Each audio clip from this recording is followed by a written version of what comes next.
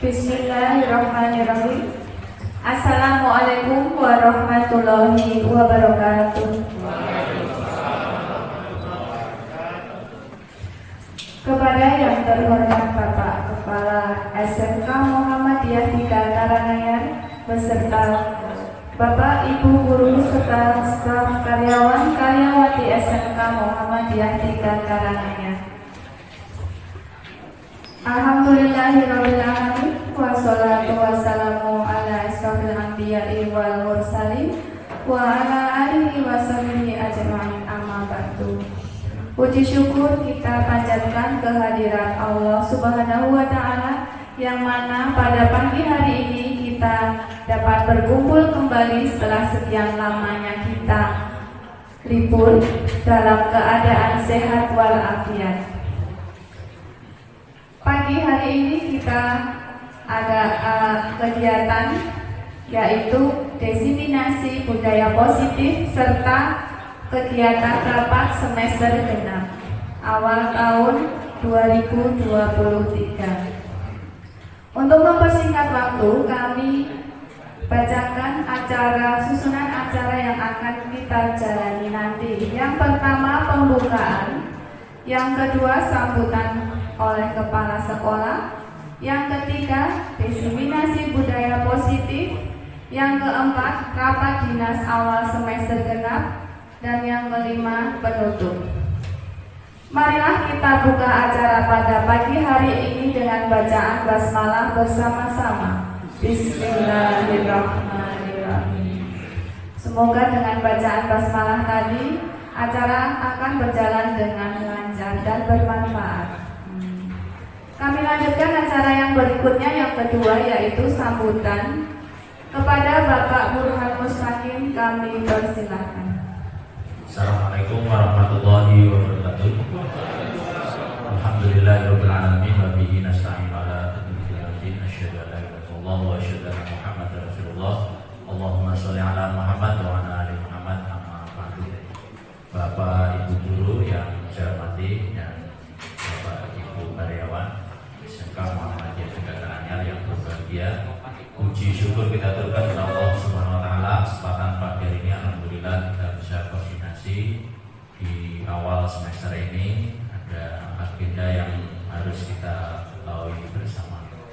Mudah-mudahan kehadiran Bapak Ibu semuanya di ruangan ini dalam keadaan sehat walafiat, amin.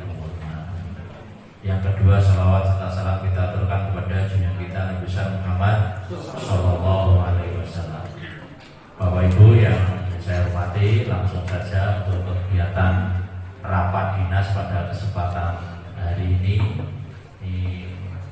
sekaligus ini kegiatan implementasi hasil belajarnya Pak Wahyudi dan Pak Fajar. Diseminasi budaya positif yang akan disampaikan yang pertama oleh Bapak Wahyudi SPD. Kepada beliau kami persilakan. Assalamualaikum warahmatullahi wabarakatuh. Alhamdulillahirabbil alamin wa bihi nasta'inu ala umuri dunya waddin. Wassalatu wassalamu ala asrofil anbiya'i wal mursalin. Asyhadu an la ilaha illallah wa asyhadu anna Muhammadar abduhu wa rasuluhu, amma ba'du. Kepada yang terhormat Bapak Kepala SMK Muhammadiyah 3 Karanganyar, kepada Bapak Ibu guru serta staf tata usaha SMK Muhammadiyah 3 Karanganyar yang saya hormati. Yang pertama dan utama, marilah kita panjatkan puji syukur kepada Allah Subhanahu wa Ta'ala atas segala rahmat dan hidayahnya, sehingga pada pagi hari ini kita bisa menghadiri kegiatan rapat dan sekaligus diseminasi dari kegiatan kami. Insya Allah semuanya dalam keadaan sehat walafiat. Dan salam dan selawat semoga tetap tercurah limpahkan kepada junjungan kita Nabi besar Nabi Muhammad Sallallahu Alaihi Wasallam yang kita tunggu syafaatnya di dunia. Bapak Ibu yang kami hormati, sebelumnya mungkin izinkan kami untuk berdiri biar tidak kaku gitu ya. Ya, sebelumnya saya ucapkan banyak terima kasih atas kehadiran kerawan dari Bapak Ibu semuanya, Jadi setelah kegiatan Bapak Ibu untuk ya ada beberapa yang cuti atau libur semester dasar, kemudian untuk mengawali kegiatan pada pagi hari ini, mengawali kegiatan di awal semester genap ini, kita juga melaksanakan tugas karena kita sebagai peserta dari calon guru penggerak ini diwajibkan untuk mendiseminasikan dari kegiatan yang sudah kita laksanakan ya. Itu kami berdua, saya sendiri Wahyudi, kemudian dari Pak Fajar Ahmad Nugroho SPD ya. Jadi kami sudah melewati satu modul, di mana satu modul itu terdiri dari 4 sub ya, modul ya, yaitu modul 1.1 itu tentang filsafat filosofi Ki Hajar Dewantara. Tentu Bapak Ibu juga mengenal beliau ya sebagai Bapak Pendidikan Indonesia ya. Kemudian modul 1.2 yaitu tentang peran dan guru penggerak, nilai-nilai guru penggerak. Kemudian modul 1.3 ini visi guru penggerak.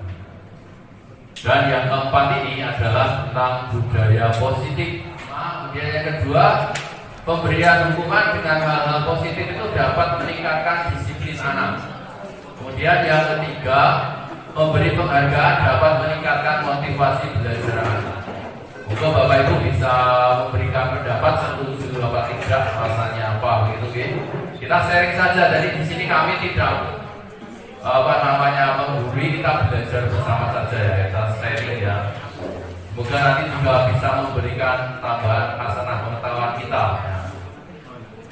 Moga Bapak Ibu siapa yang mau berpendapat. Mungkin yang pertama dulu, jadi mendisiplinkan anak itu dengan hukuman itu anak harus dipaksa dahulu, nanti akan terbiasa. Dua, sinten? Siapa? Bapak. Ya, Bapak Nadio.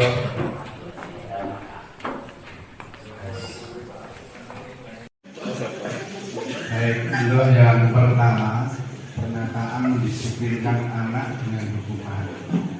Anak harus dipaksa dulu, nanti akan terbiasa. Kalau saya cuma melengkapi mas, di hukuman itu penting, punishment.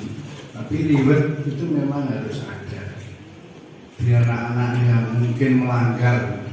Artinya kalau hukuman itu kan berarti melanggar aturan, hukuman. Tapi hukuman yang barangkali positif lah kalau di sana itu. Artinya budaya tadi itu yang positif. Artinya jangan mendidik, jangan menyakiti ya gitu. Nah ketika anak itu tertib dan sebagainya, disiplin dalam mengikuti kegiatan belajar, harus ada reward dan itu. Misalkan rewardnya bisa sebuah nilai kan gitu, atau yang lain. Itu yang pertama. Terima kasih. Oke, terima kasih. Ini Bapak Dr. Aris Nadio. Penghargaan misalnya, wah anak itu maju ya. Ya mina, wah bagus sekali Anda sudah mengerjakan baik ya. Itu ribet itu ya. Terus wah luar biasa penyampaian Anda di depan siswa itu sangat baik sekali. Besok ditingkatkan lagi. Jadi berpikirnya itu yang namanya bukan hanya tambahan, hanya sekedar nilai saja. Anak-anak itu kalau diberi bentuk ucapan-ucapan seperti itu malah justru yang lebih mengena. Maka yang kedua ini yang masuk di situ. Hal-hal yang positif itu, jadi ketiganya sudah masuk. Jadi hukuman ya sifatnya adalah mendidik. Maka ketiga-tiganya itu tetap ya harus berjalan ya. Jadi bukan pilihan saya nggak setuju atau tidak ya. Semua harus berjalan semua, setuju semua, tapi dengan model-model itu. Nah kadang-kadang memberikan ucapan terima kasih kepada anak aja kadang-kadang kita awal. Contoh misalnya tadi saya ngangkat anak, Mas kursinya di bawah ke lobi ya, yang satu ke depan TU. Sambut Pak, wah terima kasih Mas ya. Nah, ini saya hanya ngomong seperti ini ya, terima kasih Mas. Ini Pak sami-sami ya. Ini adalah bentuk penghargaan. Jadi kalau misalnya saya tidak ngomong seperti itu kan anak asal ngomong wae terus baru kurang mau komentar. Nah ini komentar dari Bapak Ibu guru pada anak ini menjadi hal yang penting di era sekarang. Saya kira itu gambarnya. Masih. Oke, terima kasih Bapak Kepala sudah. Itu ya, jadi pada dasarnya sudah menguatkan gitu ya. Itu ya, jadi pada dasarnya ini setuju ya. Jadi memang ya, jadi mungkin kalau kita sudah sama ya. Jadi sebelum kita mempelajari, sebelum kita belajar di CGP, ya ini semuanya memang setuju gitu ya. Memang tadi ada beberapa hal, ya ada beberapa penekanan di situ, misalnya untuk penghargaan.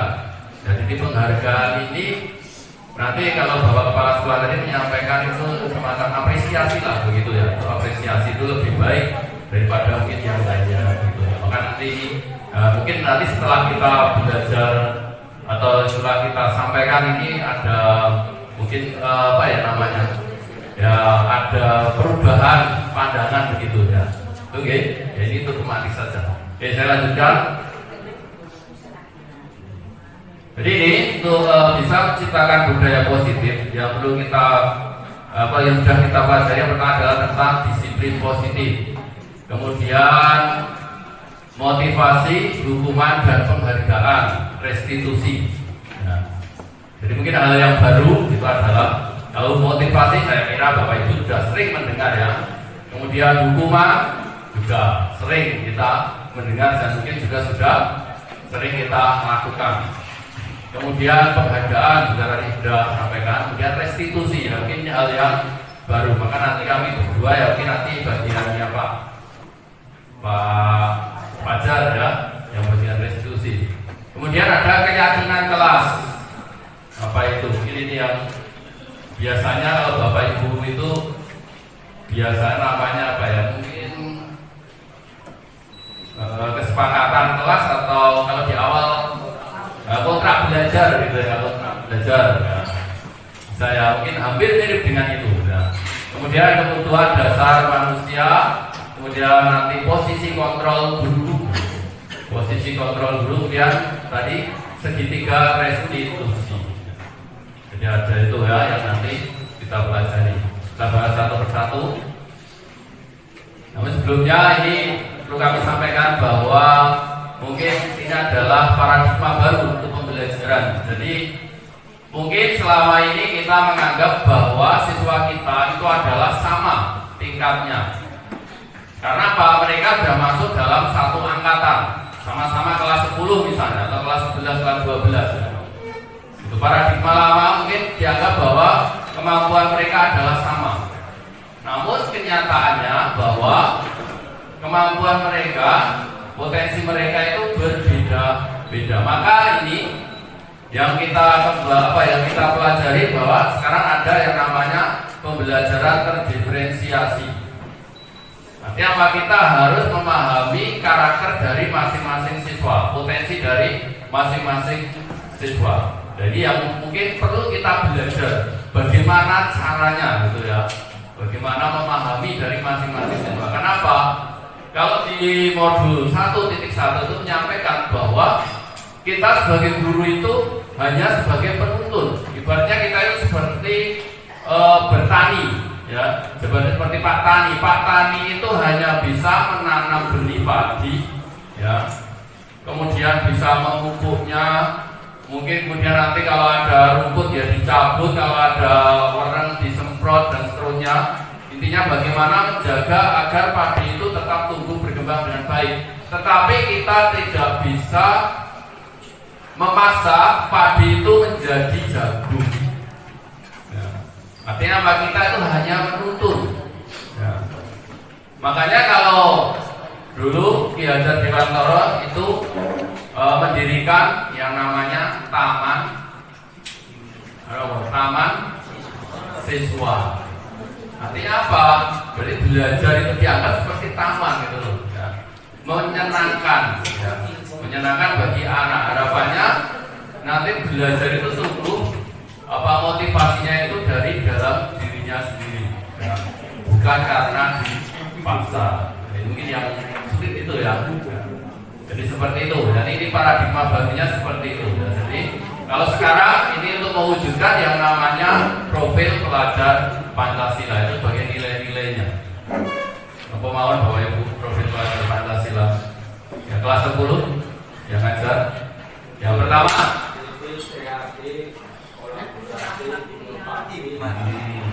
yang pertama itu beriman dan bertakwa kepada Tuhan Yang Maha Esa dan berakhlak mulia. Kemudian yang kedua, berkebinekaan global. Kemudian yang ketiga, mandiri. Kemudian yang keempat apa? Kreatif, gotong royong. Kemudian bernalar kritis. Itu profil pelajar Pancasila yang saat ini sudah dicanangkan gitu ya dari kementerian. Kita juga ya, ini disiplin positif itu merupakan pendekatan mendidik anak untuk mengontrol diri. Jadi intinya Bapak Ibu, bahwa disiplin itu harapannya apa? Bahwa disiplin itu muncul dari dalam dirinya sendiri, bukan karena dipaksa dari luar ya. Bukan karena motivasi ekstrinsik, tapi motivasi intrinsik. Jadi apa? Bisa mengendalikan dirinya sendiri. Yang namanya disiplin ya. Yang namanya disiplin ini bukan ya, mungkin selama ini kita beranggapan bahwa disiplin itu mesti apa? Mematuhi aturan kan begitu ya, karena mematuhi aturan, taat, patuh kan begitu ya. Tapi entah itu motivasinya kalau seperti itu hanya dari luar, ini dari dalam dirinya sendiri. Artinya apa? Punya kesadaran ya, dari dirinya sendiri. Sehingga nanti misalnya ya, katakanlah dengan si A itu dengan Pak Didi itu takut sehingga disiplin ya. Tetapi mungkin dengan Pak Daru, karena Pak Daru orang beda dengan Pak Didi, ya nanti beda perlakuannya. Itu berarti anak itu melakukan disiplin itu bukan karena motivasi intrinsik, tetapi karena ekstrinsik. Jadi tidak bisa secara universal berlaku begitu ya.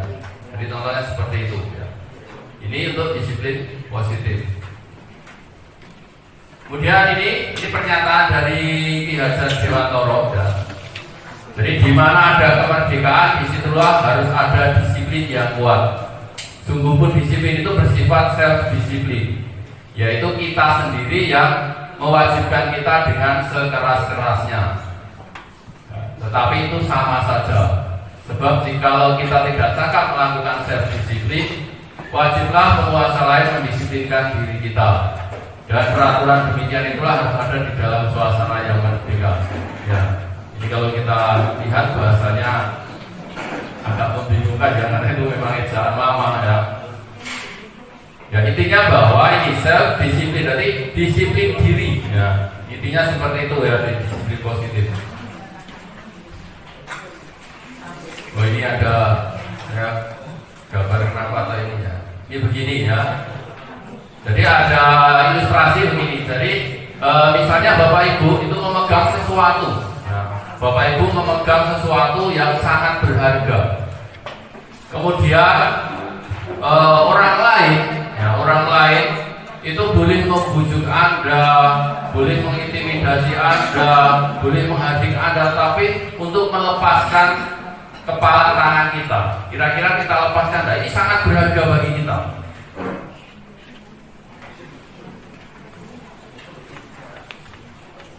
Ini sangat berharga ya. Entah dikasih uang berapapun, karena sangat berharganya. Gitu loh ya. Kira-kira dilepaskan enggak? Karena ini sangat berharga bagi kita. Dilepaskan enggak?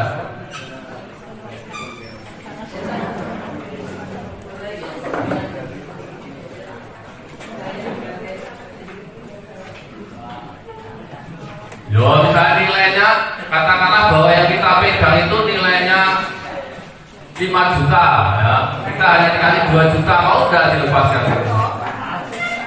Hah? Dilepas enggak? Intinya begini Bapak Ibu, kita mau melepaskan ini itu sebenarnya adalah kehendak kita. Tahu? Kehendak dari yang menggenggam tangan ini. Apakah saya mau melepaskan apa tidak? Kalau itu memang tidak mau melepaskan, juga akan tergenggam terus kan begitu. Artinya apa? Sebenarnya kita tidak bisa merubah atau apa namanya ya, tidak bisa mengatur orang lain. Nah, kalau dari orang itu tidak mau mengatur dirinya. Kalau kita tidak secara sukarela atau istilahnya utang terpaksa, tapi kita memang mau mengiyakan bahwa kita mau membuka tangan ini, ya berarti kita tidak akan membuka ini kan begitu. Ya. Artinya apa? Kita itu tidak bisa mengendalikan orang lain, tapi orang lain itu atau diri kita sendirilah yang bisa mengendalikan diri kita.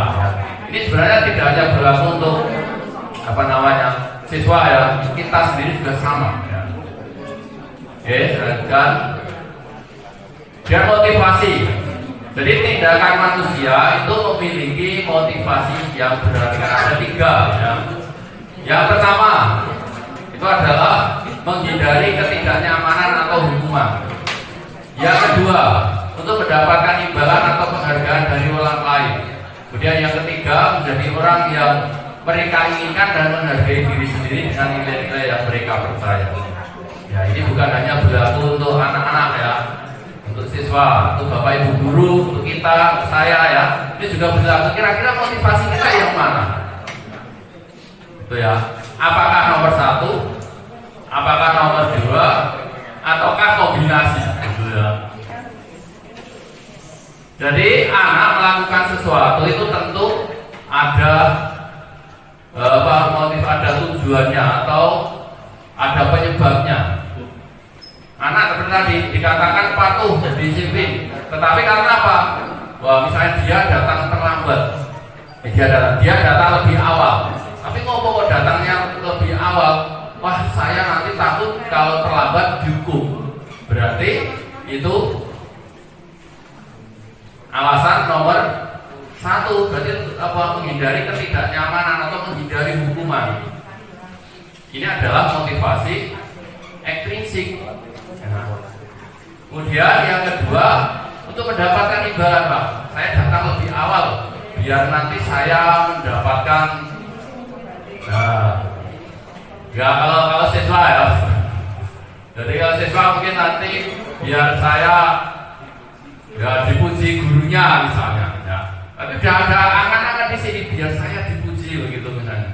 Berarti ini yang untuk mendapatkan imbalan atau penghargaan dari orang lain. Itu juga ekstrinsik. Nah, kalau itu seperti itu, misalnya katakanlah tadi yang kedua, dia itu mengharapkan pujian. Ini rabi puji, kira-kira beri Bapak Ibu. Wis teko gaji ning ora entuk pujian. Ya kecewa. Akhirnya apa? Kemungkinan semangatnya akan menurun, kan begitu. Makanya untuk motivasi ekstrinsik ini ya diharapkan itu lebih dieliminir. Nah yang ketiga ini yang menjadi orang yang mereka inginkan dan menghargai diri sendiri dengan nilai-nilai yang mereka percaya. Artinya apa? Saya kalau datang lebih awal itu bukan karena saya takut dihukum, bukan karena saya mengharapkan imbalan, tetapi saya memang meyakini bahwa ketertiban itu nanti berguna bagi saya, gitu misalnya. Ya. Itu adalah nilai intrinsik. Jadi apapun kondisinya tidak akan terpengaruh kan begitu. Ya. Ya, semoga Bapak Ibu juga sama ya, datang ke mengajar, datang tepat waktu bukan hanya karena mengharapkan transportnya saja, gitu ya. Wah, terima kasih ya, pengen transport itu gitu ya. Tapi karena itu memang sudah tugas kita tahu persis tugas kita, kewajiban kita. Itu berarti motivasi yang ketiga ini, gitu ya. Oke, saya lanjut. Nah, ini tadi yang tadi sebagai pemantik tadi ya, hukuman, penghargaan, satu lagi ya Pak, restitusi, gitu ya. Konsekuensi, sebenarnya ada konsekuensi. Ini ada hukuman, ada penghargaan, ada konsekuensi. Bedanya apa? Ya. Jadi begini, ini ya. hukuman itu pengendalian perilaku seseorang yang bersifat memaksa. Intinya kalau hukuman itu mesti memaksa, gitu ya. Karena mau tidak mau dilakoni, gitu. Kemudian penghargaan tadi itu sebagai bentuk pengendalian seseorang juga, ya. Dengan suatu benda atau peristiwa yang diinginkan. Apalagi kalau penghargaan ini awalnya yang disampaikan. Contohnya begini. Misalnya kamu harus tertib masuk sekolah, ya. Nanti saya belikan HP, ya. Nanti saya belikan HP. Berarti motivasinya bukan nanti dia itu tertib sekolahnya itu karena apa ya? Tahu nilai dari nek tertib kui nanti akibat ke dirinya nanti jadi apa begitu. Artinya, oh saya nanti jadi orang yang berguna, saya jadi orang yang disiplin. Tidak seperti itu. Tetapi positif digagas mau HP ini. Karena apa? Penghargaan. Jadi seperti itu ya, itu juga motivasi eksplisit. Kalau itu terwujud, ya alhamdulillah itu ya. Tapi kalau tidak terwujud apa? Akibatnya. Misal delalai ya, pas wis tertib sudah datang tidak terlambat, tertib sekolah ning delalai HP-nya rumusot duduk nih gitu. Saya yakin jadi kecewa. Maka penghargaan itu juga merupakan pengendalian, jadi juga mengendalikan orang lain. Maka kalau menurut yang saya pelajari di sini, penghargaan itu juga kurang pas, gitu ya, untuk membentuk disiplin positif. Beda dengan yang justru tadi apresiasi. Ya. Kalau apresiasi itu justru lebih baik, gitu ya. Tapi kalau yang penghargaan, kalau memang dulu kita mengenal ada reward, ada punishment-nya begitu ya. Jadi ini untuk penghargaan. Karena apa? Tadi hukuman itu jelas ya. Kalau hukuman itu apa akibatnya? Seringkali kita paham bahwa itu kita sering menghukum anak. Karena hukuman ini biasanya sifatnya itu searah. Kadang tidak terencana. Contohnya, ada siswa yang datang terlambat, kemudian langsung kita hukum. Push up, ya, silakan push up 50 kali. Nah, itu berarti searah, ya, tanpa ada, ya, siswa nanti tahu harus mengapa, gitu ya. Jadi seperti itu. Nah, akibatnya apa? Anak mengikuti. Besok mungkin anak juga tidak terlambat. Tetapi apakah Bapak Ibu tahu? Di belakangnya atau mungkin pada saat sudah masuk ke kelas, anak-anak itu mungkin meremas kertasnya, murek-murek. Karena apa? Melampiaskan emosinya begitu. Karena apa? Tidak bisa melampiaskan ke Bapak Ibu dulu, manut tapi ada apa ya namanya? Ya jiwa yang terlukai lah begitu. Ini ya. Hukuman. Kemudian yang penghargaan tadi, penghargaan itu bisa tadi, misalnya itu sampai terus misalnya. Ya kebetulan misalnya ada itu diilustrasikan siswa itu tidak bisa tertib masuk ke kelas, ya, tidak bisa tertib masuk ke kelas, antri tidak mau ngantri, jadi kalau itu di anak SD ya. Kemudian diberi reward, artinya begini, siapa yang nanti bisa ngantri dikasih apa bintang atau apa itu ya, bintang. Itu si guru A. Ya, berjalan 1 kali, 2 kali tertib, begitu terus. Tetapi setelah ganti guru yang lain, karena tidak tahu kalau guru yang pertama tadi setiap masuk ternyata memberikan bintang, tidak dikasih bintang, ya kurang mana lagi. Ya. Artinya apa? Tidak tertib lagi. Artinya apa? Karena apa? Siswa ini tidak memahami arti pentingnya dari nilai yang harusnya dilaksanakan tadi. Jadi seperti itu. Ya, ini motivasi eksplisit. Ya. Jadi seperti itu. Kemudian selain itu penghargaan ini juga nanti bisa mengakibatkan apa ya namanya? Mengurangi motivasi juga bisa malahan mengurangi kreativitas juga bisa. Dan apa lagi Pak? Kemudian juga bisa memutus hubungan juga bisa. Karena begini, kalau ada penghargaan seperti ini misalnya, makanya ini kalau sekarang itu kita itu memang tidak dianjurkan memberikan ranking sebenarnya. Karena apa, ranking itu melukai yang lainnya. Ya, seperti itu ya. Jadi kalau misalnya si A apalagi itu dari di sekolah itu bukan persaingan, intinya seperti itu. Karena apa, kadang-kala itu malah bersendiri contohnya. Nah, makanya ini untuk penghargaan itu juga kurang dibenarkan. Lanjut.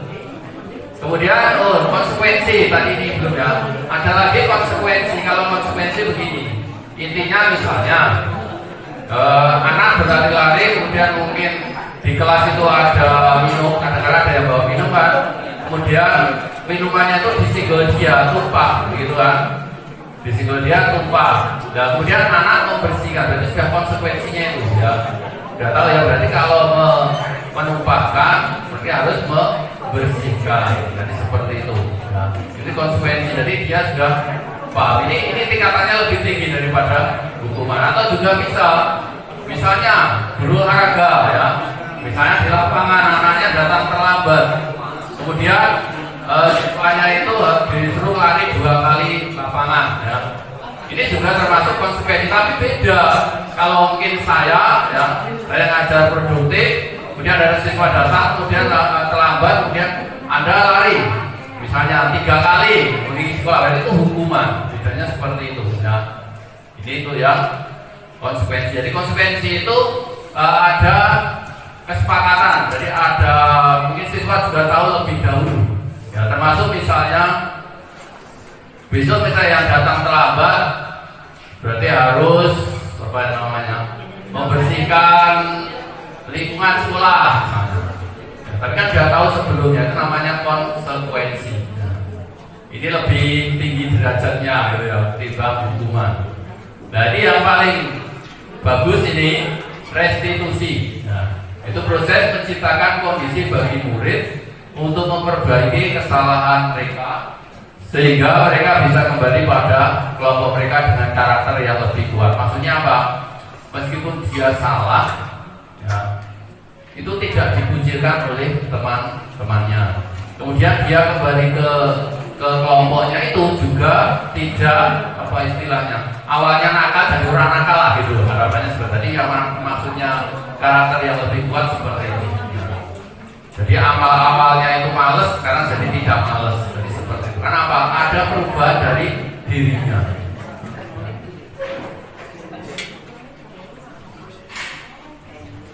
Ya ini sekali ya, sudah saya sampaikan ini. Jadi hukuman itu menunjukkan identitas gagal, bahwa siswa itu gagal. Biasanya kan hukuman begini, kamu lagi ya terlambat lagi, kapan nggak terlambat? Itu berarti itu juga bahwa itu dia gagal gitu ya. Kemudian kalau konsekuensi ini menunjukkan identitas sukses. Ya. Jadi di situ contohnya mana ya Pak? Ya ini, jadi saya bacakan sedikit ya. Jadi yang identitas gagal, sesuatu yang menyakitkan itu harus terjadi.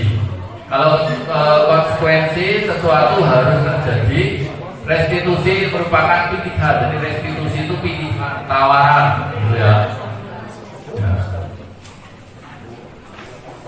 Contohnya itu misalnya saya contohkan di hukuman, misalnya ini peraturannya adalah misalnya kamu datang tidak boleh terlambat, kamu harus apa gitu ya, kamu harus gitu ya. Dan biasanya hukuman ini kalau Bapak Ibu melaksanakan ya, ini mesti dengan nada yang keras ya, nada yang keras.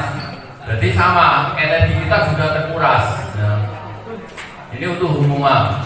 Kemudian kalau konsekuensi ini lebih datar ya. Kenapa? Kita kembali nih, contohnya nih, apa peraturannya, mampukah kamu melakukannya? Terima kasih. Kalau yang restitusi, ini apa yang kamu yakini. Berarti nanti kita harus tahu yakini itu apa, keyakinan itu apa saja ya. Apa yang bisa kamu lakukan untuk memperbaiki masalah ini. Jadi restitusi ini bisa dikembalikan ke anaknya sendiri malahan ya. Bukan kita yang menentukan, kalau biasanya kan kita yang menentukan. Dan ini memang perlu kita belajar ya, bagaimana menumbuhkan itu. Artinya siswa itu mau berpikir juga untuk memperbaiki kesalahan. Jadi restitusi ini lebih cenderung bukan kita fokus ke masalah, tapi bagaimana mengatasi masalah. Jadi seperti itu ya, restitusi ya. Nanti akan dijelaskan lebih lanjut oleh Pak Fajar ya, restitusi. Kemudian keyakinan kelas. Nah, ini tadi keyakinan kelas, kalau mungkin dulu kita menyebutnya kontrak belajar. Ya. Kontrak belajar itu biasanya berisi apa Bapak Ibu? Nah, peraturan dan hukuman biasanya kan seperti itu.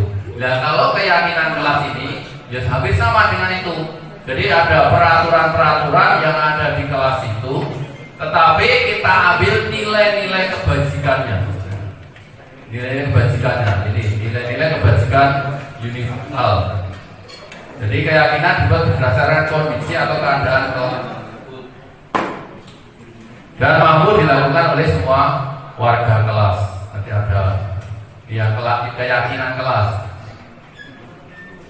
Untuk langkahnya ini nanti perlu Bapak Ibu lakukan, karena kalau kita mau melaksanakan restitusi ya, yang disiplin positif, kita harus punya keyakinan kelas terlebih dahulu. Nah, kalau belum punya, ditanyakan nanti keyakinan kelas kita apa? Kita belum pernah buat, ya bingung anaknya gitu ya. Tapi perlu disampaikan, dan ini adalah kesempatan yang bagus Bapak Ibu, karena di awal semester ya. Di awal semester ini sudah saya lakukan ya. Jadi ini ya, pertama curah pendapat kita sampaikan terlebih dahulu biar anak-anak itu mencurahkan pendapatnya. Impian kelasnya seperti apa yang diharapkan. Kemudian peraturan-peraturan apa. Misalnya intinya bagaimana. Misalnya anak itu impiannya, saya itu pengen belajar yang nyaman. Biar belajar yang nyaman itu berarti apa faktor-faktornya. Misalnya saya tidak ingin diganggu temannya, tulis saja gitu ya. Itu suruh tulis. Jadi kita sebarkan kita, kalau saya pakai stick note itu ya, saya sebarkan stick note, ditulis semuanya apa saja. Misalnya saya nggak seneng kok kalau pas belajar sampahnya banyak, berarti harus membuang sampah di tempat sampah misalnya. Kemudian apalagi usia datang tidak terlambat, apalagi dan seterusnya ya. Itu nanti anak-anak biar berpikir sendiri ya. Tentu kita pancing ya kalau di awal ya, karena ini memang juga belum pernah ya. Jadi ini, kemudian setelah anak-anak menulis seperti itu di stick note ya, mungkin kita beri kesempatan menulis mungkin impian kelasnya atau peraturan-peraturan yang harus dilaksanakan, termasuk HP. Kadang-kadang kan mohon maaf, misalnya si A itu main HP, sebenarnya si B itu nggak seneng, you know. Mungkin suara dari HP-nya itu mengganggu. Aku jadi pengen guru mau ke Pak Guru. Ini kok konco kok dolanan HP. Ya, kadang-kadang seperti itu. Nah, itu biar dicantumkan di situ. Ya. Misalnya pada saat belajar tidak boleh main HP. Nah, semuanya ditulis. Semua setelah ditulis, kemudian kita sediakan itu kan, kalau stiker bisa ditempel saja di papan tulis. Kemudian kita tulis satu-satu semuanya. Ya mungkin dalam 1-2 jam pelajaran itu baru selesai, tidak masalah ya. Kita mau membuat keyakinan kelas ini, jadi ditulis, ditempel, kemudian dirangkum. Nah, untuk keyakinan kelas itu tidak boleh menggunakan kata-kata negatif. Contohnya tidak boleh membuang sampah sembarangan, diganti kalimatnya. Nah, buang sampah pada tempatnya. Nah, seperti itu kalimat positif ya. Jadi yang tidak itu diganti, ya seperti itu. Siswa tulis dulu nggak apa-apa, kita yang merumuskan. Itu nanti juga masih dirumuskan lagi. Nah, kemudian misalnya tidak boleh main HP, artinya berarti nanti itu nilai kebajikannya apa. Nanti mungkin diambil yang langsung nilai kebajikannya. Kemudian tidak boleh berlari-lari di kelas. Diganti kalimatnya kan tidak boleh berlari-lari, diganti apa? Berjalanlah di kelas gitu ya. Jadi bisa dengan kalimat yang berbeda ya. Kemudian susun keyakinan kelas. Artinya setelah kita tentukan itu, kita pilih, kita gabung. Saya yakin dari beberapa, dari 36 siswa itu mesti ada yang hampir mirip-mirip, kemudian bisa dikelompokkan jadi satu bagian ya. Kemudian nanti kita simpulkan menjadi nilai kebajikan. Nilai kebajikan itu apa? Misalnya begini Bapak Ibu, saling menghormati itu toh. Jadi yang singkat ya, saling menghormati misalnya, atau malah nilai kebajikannya hormat saja boleh ya. Kemudian tanggung jawab, disiplin, komitmen. Nah, jadi jadinya seperti itu. Nah itu nanti disepakati, kita pilih 3 sampai 7 saja keyakinan kelas ya. Kenapa? Itu nanti biar mudah diingat. Misalnya nanti anak melakukan pelanggaran, nanti bisa kita kembalikan ke keyakinan ini. Karena sudah disepakati tadi. Ya misalnya anak datang terlambat, berarti dia tidak mematuhi peraturan itu, berarti tidak komitmen. Berarti apa yang dilanggar? Komitmen. Misalnya pinjam buku, orang dikembalikan ke tempatnya, berarti tanggung jawabnya. Jadi anak nanti paham gitu ya. Jadi ada nanti pada saat kita melakukan restitusi ini ada yang kita tanyakan gitu ya. Tapi kalau keyakinan saya nggak tahu gitu ya. Nah ini mungkin Bapak Ibu monggo nanti bisa dipraktekkan ya. Terutama ini yang calon-calon bergerak juga. Ya dari itu kemudian meninjau maksudnya setelah itu, sebelum disepakati ya, sebelum benar-benar itu kita dokumenkan, itu ditinjau ulang mana toh ini sudah sepakat. Kalau sudah sepakat kemudian tanda tangan, ini berarti ada tanda tangan dari semua siswa. Artinya apa? Menunjukkan bahwa tanda tangan berarti siswa itu sudah tahu kan begitu ya. Siswa sudah tahu. Ya, ini ya, ini untuk bagaimana membentuk keyakinan kelas. Jadi itu hanya kalimat-kalimat sederhana saja. Kalimatnya singkat-singkat saja. Nanti jadinya hanya tadi di kelas itu keyakinan kelasnya apa? Mungkin tanggung jawab. Karena saya sudah buat Bapak Ibu pada saat saya mengisi praktik juga ya. Itu saya dapatkan itu disiplin, tanggung jawab dan jujur. Ya. Sampai jujur aja itu ya. Jadi anak itu lebih paham gitu ya. Ternyata kita arahkan itu bisa. Jadi ada 3 itu yang saya ambil pada saat saya memberikan pembekalan. Ya, saya lanjutkan. Ya, ini kita contohkan ya. Mungkin Bapak Ibu nanti ini untuk bisa memberikan masukan. Contohnya ini. Peraturannya itu adalah kembalikan barang ke tempatnya. Nilai kebajikannya apa Bapak Ibu? Kalau mau mengembalikan, saya contohkan begini Bapak Ibu. Bapak Ibu itu kan diwajibkan juga memakai helm pada saat berkendara. Itu kenapa? Karena apa tuh? Hanya karena aturan saja. Nah, betul. Jadi nilai kebajikannya adalah keselamatan. Kenapa kita memakai masker? Itu apa itu? Artinya kan dari secara umum, secara universal itu semua tahu bahwa helm itu adalah untuk keselamatan. Murah karena kita itu mengikuti aturan kepolisian itu toh, gitu ya. Jadi contohnya seperti contohnya ini, kembalikan barang ke tempatnya. Berarti nilai kebajikannya apa? Ya betul, tanggung jawab. Misalnya kayak gitu. Dilarang mengganggu orang lain. Apa? Menghargai. Ya bisa menghargai, atau saling menghormati, boleh ya. Hadir di sekolah 15 menit sebelum pembelajaran dimulai. Disiplin. Nah, disiplin secara umum ya Pak ya. Jadi lebih khususnya mungkin komitmen, dari komitmen terhadap kesepakatan atau peraturan gitu ya. Dilarang menggunakan narkoba. Karena BNS, kalau ada BNS tetap menggunakan gitu ya. Kira-kira apa ya? mungkin kesehatan gitu ya. Intinya seperti itu. Dilarang merokok. Juga kesehatan ya. Gunakan masker tadi sudah. Berjalan di kelas dan koridor tadi ini juga sudah ada menghargai orang lain. Jadi contohnya seperti itu Bapak Ibu. Jadi nanti yang dijadikan itu sebenarnya memang dari beberapa kalimat yang sudah disampaikan diutarakan dari anak-anak. Tapi itu nanti menjadi nilai kebajikan ya. Jadi kalau perlu, tapi sayangnya di tempat kita kelasnya itu pindah-pindah. Kalau tidak pindah-pindah itu ditempel di kelas masing-masing gitu loh ya. Jadi nanti tahu oh, nilai kebajikannya ini gitu loh.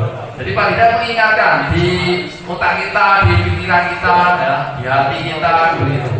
Ya, sama ya jadi baik guru maupun anak-anak. Ini bisa dilakukan, saya kira ya.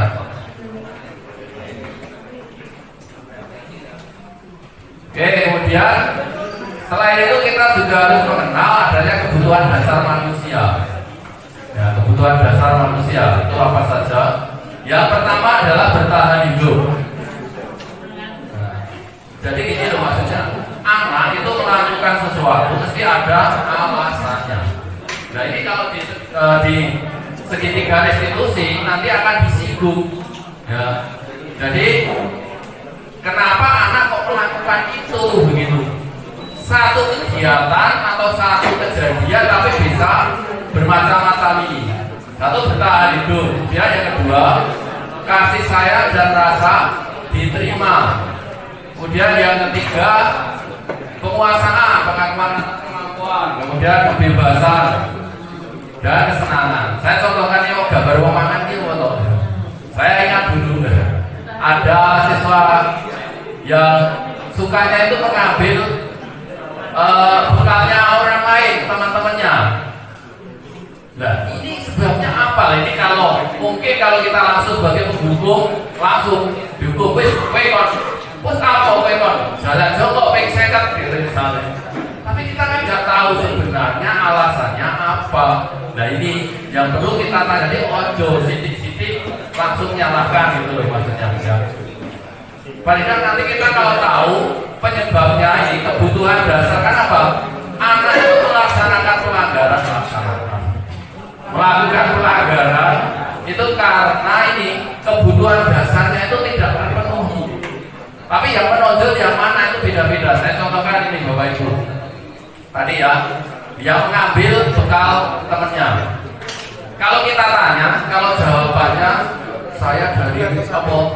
Dari pagi belum makan, ya toh? Dari pagi belum makan, saya tidak diberi bekal orang tua. Berarti ini adalah kebutuhan dasarnya apa Bapak Ibu? Ya, ini kebutuhan dasarnya adalah bertahan hidup. Jadi yang bertahan itu tuh hubungannya fisiologis ya. Jadi fisiologis itu ya termasuk pakaian, makanan, tempat tinggal itu bertahan hidup. Itu berarti alasannya adalah seperti itu. Jadi bertahan hidup yang tidak terpenuhi gitu ya. Kemudian yang ditanya, saya iseng aja Pak. Kalau saya lihat teman-teman itu pas saya ambil itu udah bingung malah suka itu. Berarti apa itu? Hah? Berarti itu kebutuhan dasar yang tidak terpenuhi oleh anak itu apa? Ini kesenangan. Ya. Kemudian ada lagi. Ya, kemudian ada lagi misalnya ditanya jawabannya begini. Ya biar apa? Mereka tahu ya bahwa saya itu yang paling menangan yang ini. Ya. Nah, saya apa? Berarti itu apa? Ya, ini berarti penguasaan. Jadi pengakuan atas kemampuannya. Ya. Ya, kemenangan diri gitu ya. Kemudian ada lagi begini. Saya ambil, ya alasannya saya ambil biar nanti saya dipanggil bu guru atau bu guru nanti biar melapor ke orang tua berkuih, orang tua biar memperhatikan saya. Nah, betul ya. Itu berarti kasih sayang dan rasa diterima. Kadang-kadang anak kita kan seperti itu. Memang ada yang kurang kasih sayang. Kadang-kadang caper, intinya seperti itu ya. Caper ya.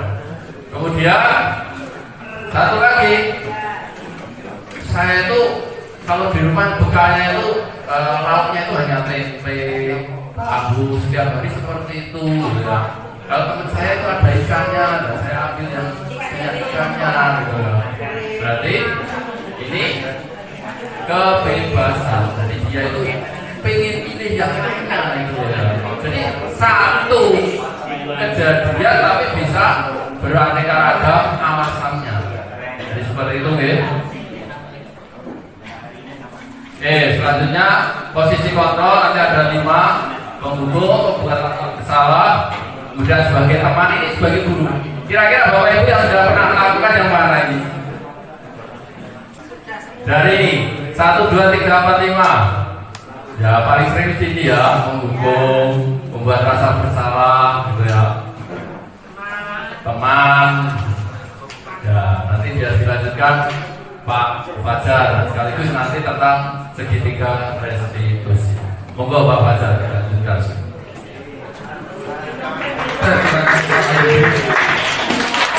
Assalamualaikum warahmatullahi wabarakatuh. Yang saya hormati Bapak Ibu Guru SMK Muhammadiyah 3 Karanganyar dan staf karyawan. Untuk berder ini baru pertama barangkali bercerita. Nah, di sini saya akan menjelaskan melanjutkan budaya positif itu bisa terjadi kalau ada yang meliputi 5 tadi. Yang pertama disiplin positif, kemudian ada hukuman, ada yang dinamakan motivasi, ada yang dinamakan tadi itu restitusi. Nah di sini saya akan melanjutkan yaitu posisi kontrol. Posisi kontrol di sini karena kita sebagai pendidik, jadi dia dikontrol.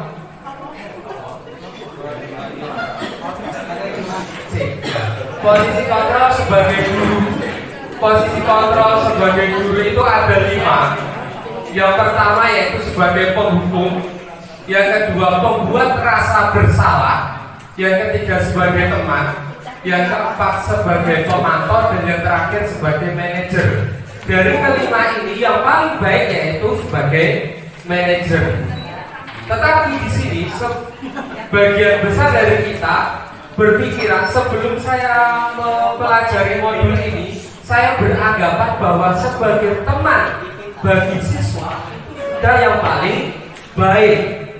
Mungkin ada teman-teman yang berpikiran seperti itu. Kita bisa saling berkomunikasi dengan baik dengan siswa, kita bisa lebih dekat dengan siswa sebagai teman. Tetapi di sini ternyata ada kekurangannya. Misal kita sebagai teman tidak dihormati oleh siswa. Kalau kita merasa siswa kita itu merasa kalau gurunya itu teman, jadi kan rasa menghormati gurunya berkurang. Maka dari itu setelah saya mempelajari ini, oh iya, hanya sebagai teman dengan siswa itu kurang. Nah, kemudian yang penghukum, kita lanjut yang bawah lagi, penghukum. Ini biasanya sering kita lakukan. Setiap anak melakukan kesalahan pasti dari diri kita langsung menghukum. Jadi siswa melakukan salah, kita langsung melakukan hukuman. Itu berarti posisi kontrol kita sebagai penghukum. Kemudian yang kedua, membuat rasa bersalah. Maksudnya bagaimana membuat rasa bersalah? Jika siswa itu melakukan kesalahan, kita panggil orangnya, anaknya. Mas, kamu sudah melakukan kesalahan ini. Itu perbuatan yang tidak baik. Kamu harus dihukum. Nah, dia sudah seguru, sudah mengejudge kalau anak itu sudah melakukan kesalahan, dan dia merasa langsung, oh berarti aku salah. Ya, itu membuat rasa bersalah. Kalau teman seperti yang saya jelaskan yang pertama tadi, yang sering kita lakukan, yang sering kita kerjakan. Kemudian pemantau itu satu level di atas teman. Jadi di pemantau ini kita sebagai guru, ya sebagai teman, kemudian tetapi ada harga dirinya tersendiri. Kita bisa memantau setiap tingkat tindakan-tindakan sesuai yang dilakukan. Dan yang paling baik yaitu manajer. Kita bisa mengontrol siswa itu, kita bisa memantau, kita bisa sebagai teman di situ. Nah, setelah kita melakukan posisi kontrol guru sebagai manajer, kita sudah bisa memposisikan kita sebagai manajer, kita bisa melakukan yang dinamakan dengan restitusi tadi.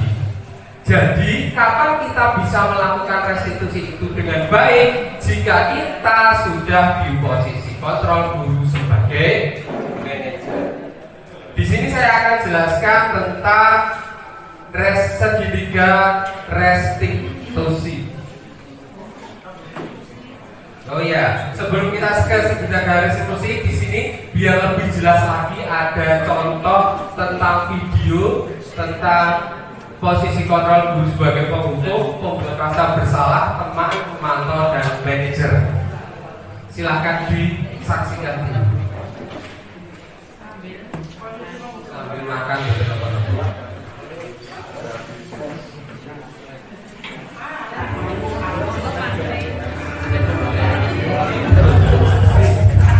Yang posisi pertama yaitu sebagai penghukum. Ini contohnya ada siswa yang terlambat.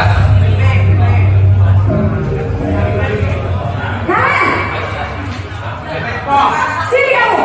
Perhatikan kata-kata yang dilontarkan oleh guru. Selamat pagi. Selalu terlambat. Kamu deh pasti terlambat. Kamu, saya, Apa? Apa coba? Alasan kamu apa lagi? Kapan sih kamu tidak terlambat? Malas sekali aku jadi anak. Dan kamu malas. Bapak Ibu, kita Gak di kamu posisi mana? kalah sih kamu. Sudah berapa kali terlambat? Sana, kamu keliling lapangan basket 2 kali. kenapa saya harus ke lapangan basket, Bu? Kenapa? Kamu melawan ibu? Berani-beraninya jawab. Sudah terlambat, masih berani jawab pula. Sekarang keliling lapangan basket 5 kali sekalian. Biar tahu. Cepat. Pergi sana ke lapangan basket. Posisi penghukum. Kemudian yang kedua posisi membuat merasa bersalah. Ya, fungsinya sama, tapi perlakuan guru berbeda-beda. Naren,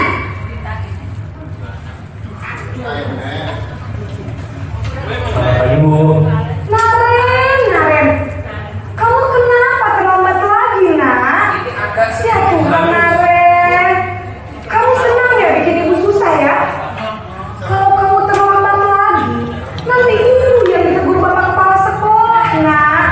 Disangka ibu tidak bisa membina kamu. Duh, gimana ini? Nah, kata-katanya ini yang membuat Maaf, Bu. merasa bersalah. Duh, Gusti Naren. Kamu suka ya kalau ibu ditegur bapak kepala sekolah? Terus, sekarang ibu harus tulis apa ini di buku absen? Ini kamu sudah sering terlambat loh. Ibu harus apa coba? Maaf, Bu. Maaf sekali. Ya sudah, lain kali jangan bikin ibu susah lagi ya nak ya. Ibu tidak akan kuat lagi kalau kamu begini terus. Bisa jantungan kalau ibu ditegur bapak kepala sekolah. Sana cepat kelas. Maaf ya, Bu. Maaf sekali. Ini merasa bersalah banget, kata Posisi pembuat rasa bersalah berbicara dengan nada posisi teman.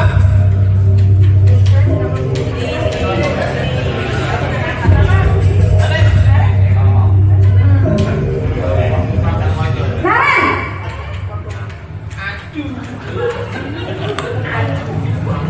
Selamat pagi, Bu.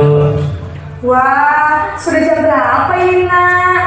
Terlambat lagi ya sayang. Iya, Bu. Habis tunggu saya ngomong ke saya, Bu. Kamu malah menyalahkan ibu kamu. Kamu bukannya anak yang larinya paling kencang. Kok terlambat sih? Iya, Bu. Saya memang terlambat bangun tadi. Jadi biarpun saya lari kencang, tetap gak kejar, Bu. Ya sudah sana, nanti lain kali larinya lebih kenceng lagi ya, biar gak terlambat lagi. Bikin seneng demi ibu, bisa kan? Bisa lah, Bu. Ya sudah sana masuk kelas, ibu beresin urusan absen kamu. Kamu ini ada-ada saja.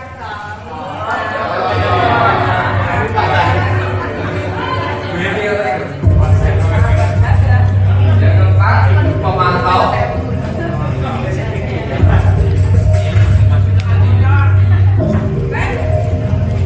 Naren,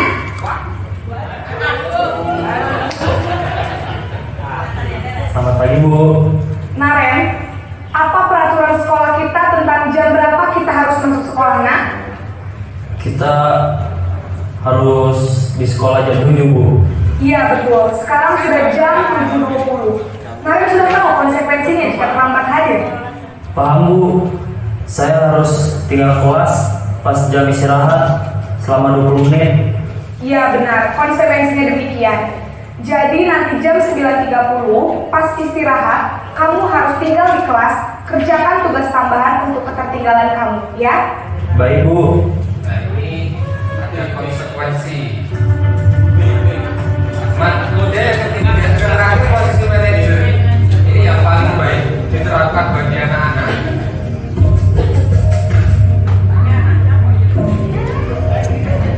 Naren,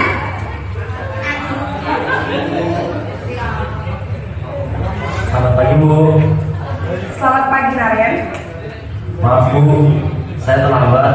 Iya, sekolah masuknya jam 7, sekarang sudah jam 7.20. Jadi sekarang bagaimana ini Naren? Maaf, Bu. Saya lupa setel alarm saya semalam. Baiklah, menurut kamu, keyakinan sekolah yang mana yang perlu kamu tingkatkan? Menghargai diri sendiri dan orang lain mungkin ya, Bu. Setuju. Jadi, apakah Naren meyakini prinsip saling menghormati tersebut? Iya, Bu. Saya meyakininya.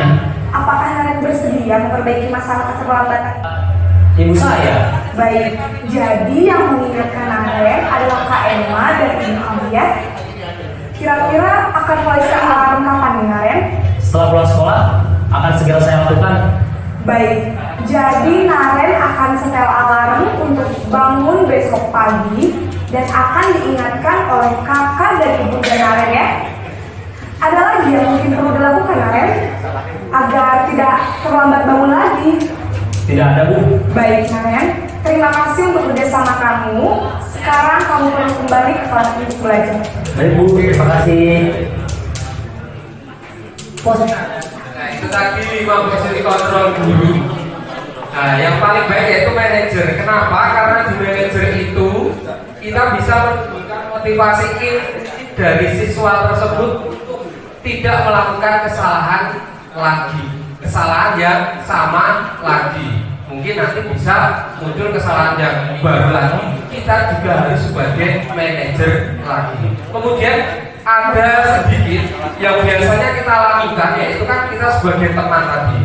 Nah, apa kelemahan dari posisi kontrol sebagai teman? Itu karena yang pertama tadi kita merasa kurang dihormati atau dihargai. Yang kedua, pasti anak itu nanti membeda-bedakan antara satu guru dan guru lain. Pak guru kae yang di kelas itu api-api Pak, tapi kok di kelas dia galak era. Nah itu nanti ada pembedaan antara guru satu dan guru yang lain. Nah, jadi mulai dari sekarang kita mencoba menggeser dari posisi teman melangkah satu level dulu. Kalau bisa ke pemantau, kalau lebih baik di posisi manajer. Oke Bapak Ibu, kita coba bersama-sama. Kemudian yang selanjutnya yang terakhir yaitu tentang segitiga restitusi. Tahu segitiga restitusi yang pertama yaitu menstabilkan identitas. Yang kedua, validasi tindakan yang salah. Yang ketiga, menanyakan keyakinan. Segitiga restitusi ini bisa dilakukan kalau sudah ada keyakinan kelas atau keyakinan sekolah. Karena kenapa kenapa? Di tahap yang ketiga itu ada yang tidak. Tahap menanyakan keyakinan. Menstabilkan identitas itu intinya kita menetralkan anak dulu. Anak ben orang merasa dia yang paling salah, dia yang paling tidak benar, seperti itu. Kata-kata yang sering dilontarkan yaitu seperti ini contohnya. Kamu bukan satu-satunya orang yang melakukan ini. Di kelas juga ada kok siswa yang melakukan kesalahan seperti ini. Nah, itu namanya menstabilkan identitas. Atau setiap orang pasti melakukan kesalahan. Bapak juga kadang melakukan kesalahan. Jadi melakukan kesalahan itu suatu yang wajar. Nah, itu menstabilkan identitas. Kemudian yang kedua, validasi tindakan yang salah. Pertanyaan yang biasa dilontarkan yang pertama, contohnya, kamu tentu mempunyai alasan melakukan ini. Berarti kita berkomunikasi lebih dekat dengan siswa. Nah, kenapa kamu terlambat? Pasti kamu ada alasan kenapa kamu datang jam segini. Kebutuhan dasar harus terpenuhi terlebih dahulu untuk menentukan segitiga restitusi ini. Kemudian adakah cara yang lebih efektif untuk mendapatkan apa yang kamu butuhkan? Nah, ini kita mengajak anak untuk menimbulkan motivasi intrinsik untuk menyelesaikan masalah yang dihadapi oleh anak. Kemudian yang terakhir yaitu tentang menanyakan keyakinan. Menanyakan keyakinan ini, keyakinan kelas sekolah sudah kita buat, berarti kita menanyakan keyakinan apa yang sudah kamu sepakati. Siswa akan menjabarkan keyakinan-keyakinan apa saja yang sudah disepakati di sekolah maupun di kelas. Kemudian kamu ingin menjadi orang yang seperti apa? Untuk menanyakan keyakinan. Di sini saya mulai untuk menanyakan keyakinan. Itu kan biasanya kita punyanya peraturan. Peraturan keyakinan kelas itu memang awal pertamanya dari peraturan. Tetapi kalau peraturan biasanya itu yang membuat dari bapak ibu guru. Kalau keyakinan kelas ini itu yang membuat bapak ibu guru dan semua warga kelas. Tadi sudah dijelaskan Pak Yudi cara-caranya. Jadi ada kesepakatan antara guru dan murid di kelas tersebut. Kemudian pasti nanti kalau peraturan adanya hukuman, kalau kesepakatan kelas adanya konsekuensi. Gitu ya, bedanya peraturan hukuman sama keyakinan kelas sama konsekuensi. Nah, konsekuensinya pasti anak-anak menuliskan sendiri kesalahan ini, konsekuensinya ini. Tetapi kalau dianggap bapak ibu guru itu konsekuensinya tidak wajar, bapak ibu guru bisa untuk merubahnya, tetapi harus dengan kesepakatan warga kelas. Itulah bab segitiga restitusi. Di sini ada lagi tentang segitiga restitusi, cara penanganan masalah pada anak. Ini bisa terjadi. Saya menendang bola ke atas, Pak. Kebiasaan kamu, Aldi. Sudah Bapak bilang tidak boleh main bola di dalam kelas. Selalu saja kamu. Sudah begini apa yang bisa kamu lakukan? Posisi penghubung. Tidak bisa apa-apa kan? Maaf, Pak. Sudah, jangan ulangi lagi. Ibu ya. Resti, Bagaimana ini bisa terjadi? Saya menendang bola ke atas, Pak. Kenapa kamu main bola di kelas, Aldi? Saya bosan, Pak. Tapi sekarang langit-langitnya jadi bola dan rusak. Baik, Bapak mengerti kalau kamu bosan, tetapi atapnya jadi bolong gini. Kira-kira apa yang bisa kamu lakukan untuk memperbaiki ini semua? Ini saja, coba kamu pikirkan apa solusinya. Bapak bisa kasih kamu waktu sampai jam 4 dan Bapak selesai. Dan setelah itu, kasih tahu Bapak apapun rencana kamu untuk menyelesaikan masalah ini.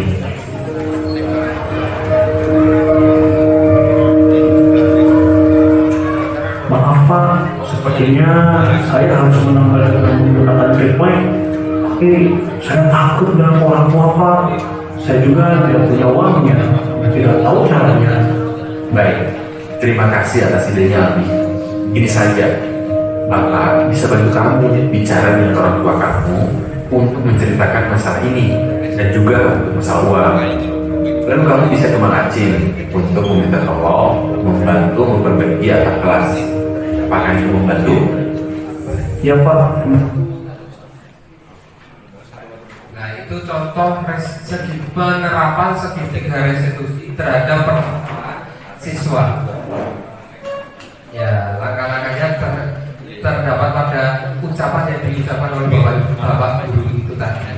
Kemudian yang sesi selanjutnya yaitu untuk penjelasan dari kami sudah cukup sampai di sini.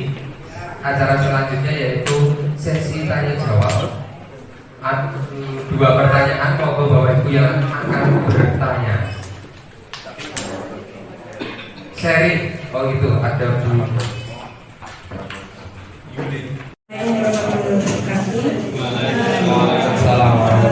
Ini Pak, pada pokok bahasan posisi kontrol guru.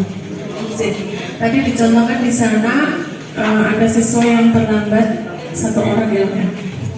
Nah, yang saya pertanyakan bagaimana bisa menjadi manajer yang baik ketika kita yang kita hadapi itu tidak hanya 1, 2 atau di bawah 10 siswa, tetapi banyak siswa yang terlambat karena yang kita alami sehari-hari di sekolah ini adalah banyaknya siswa yang terlambat dan siswanya juga sebenarnya itu saja. Caranya, solusinya bagaimana biar kita bisa menjadi manajer yang baik bagi sekian banyak siswa yang melakukan pelanggaran tersebut. Terima kasih. Lebih dari satu gitu. Tapi Pak Mas bisa menjawab nanti sampaikan.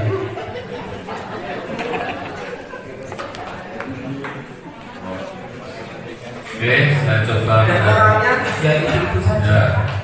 Ini Bu, jadi tadi di restitusi tadi itu kan posisi kontrol manager itu berarti kita tidak melaksanakan restitusi. Restitusi itu adalah mengembalikan ke ibaratnya ke kelompoknya, gitu ya. Tapi dengan kembalinya itu dia sudah ada perubahan sikap atau perubahan karakter, harapannya seperti itu. Ya tentunya yang kita laksanakan sama seperti teorinya, yaitu kita menstabilkan identitas terlebih dahulu.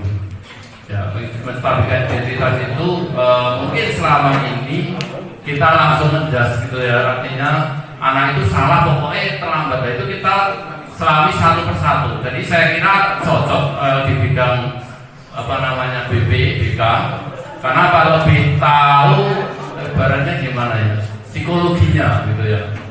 Jadi psikologinya anak, intinya seperti itu. Jadi menstabilkan identitas. Jadi kita tanya satu persatu. Ya meskipun itu banyak, berarti tidak bisa secara global bareng-bareng begitu. Bukan apa? Mereka itu punya kepentingan beda-beda. Ya. Jadi punya alasan yang berbeda-beda. Tadi saya sampaikan dari kebutuhan dasar manusia, kebutuhan dasar anak itu tadi berbeda-beda. Mungkin ada yang itu memang kurang kasih sayang, ada yang karena memang dia itu membutuhkan kesenangan itu ya. Tentunya ini nanti harapannya Pak, setelah kita tahu alasannya itu apa, kemudian kita arahkan yang baik untuk bisa memenuhi kebutuhan dasar manusia, kebutuhan dasar dari anak tadi itu dengan arah yang lebih baik. Itu menstabilkan dulu kan gitu ya. Kemudian itu kalau sudah alasan berarti sudah ke yang kedua ya, yaitu memvalidasi kesalahan.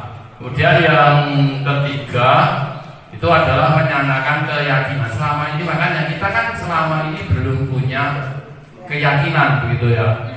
Mungkin hanya nanti ke peraturan mungkin selama ini. Jadi kesepakatan, makanya coba ini kita mulai dari mungkin dari kelas kita masing-masing, dari kelas Bapak Ibu wali kelas bisa ya. Ini untuk membentuk keyakinan yang nantinya bisa mengarah ke yang sering terlambat, yang pada saat ini itu sering terlambat itu berarti terlambat mungkin ke arah ke komitmennya atau apa, intinya yang nanti dipahami oleh anak-anak. Jadi saya kira ini lebih untuk penanganannya ini tidak bisa maksudnya berbarengan dulu. Apalagi kalau anaknya sama, kita tanyakan alasannya itu sebenarnya kalau terlambat itu apa. Begini Bapak Ibu, jadi dengan restitusi itu harapannya kalau anak itu sudah stabil identitasnya, ini dia akan jujur. Tapi kalau kita sebagai penghukum, mereka mengikuti arahan kita, tetapi kadang-kadang menyembunyikan. Jadi menyembunyikan, tidak bisa menyampaikan apa adanya, kan seperti itu. Saya yakin kalau Bu Yuli sebagai BPBK itu lebih bisa mengorek keterangan anak secara jujur. Ya. Mungkin kalau saya yang menanyakan selama ini ketika saya sering marah itu mesti anak menyembunyikan bagaimana biar tidak dihukum gitu ya. Intinya seperti itu. Tapi sebenarnya mungkin ada hal-hal yang itu tidak bisa diutarakan, tapi kalau karena sudah mungkin terbuka hatinya, terbuka pikirannya itu mau membuka diri dari untuk bercerita. Harapannya itu, dan harapannya itu anak itu bisa bercerita gitu ya. Harapannya seperti itu. Mungkin seperti itu yang dapat kami sampaikan. Pak Fajar menambahi. Mungkin saya menambahkan sedikit ya Bu Yuli. Tadi kan intinya yang ditanyakan kalau siswa yang terlambat itu lebih dari satu, penanganannya benar-benar Bu, ya global, banyak banget semuanya. Nah, sesuai dengan teori ini, karena kebutuhan anak itu berbeda-beda, jadi penanganannya harus satu per satu. Jadi tugas Bapak Ibu BP dan BK itu mesti oke banget. Karena yang terlambat di sini tiap harinya itu tidak berkurang, tapi ada bertambah. Jadi setiap hari mungkin guru BP atau BK-nya itu dan kesiswaan melakukan restitusi dengan misal satu hari ada 10 orang atau lebih, jadi satu per satu Ibu. Kalau sesuai teori di sini. Nah, tetapi kita bisa menjalankan restitusi itu kalau punya keyakinan kelas. Sementara ini kan kita belum punya keyakinan kelas. Jadi menurut saya, saran saya, mungkin di setiap pembelajaran BP apa sih tiap kelas dibuat keyakinan kelas dulu. Jadi nanti kan kalau sudah anak terlambat, padahal guru BP dan guru BP-nya kan sudah membuat keyakinan kelas sendiri-sendiri. Setiap kelas pasti berbeda-beda. Pasti siswa itu nanti juga mungkin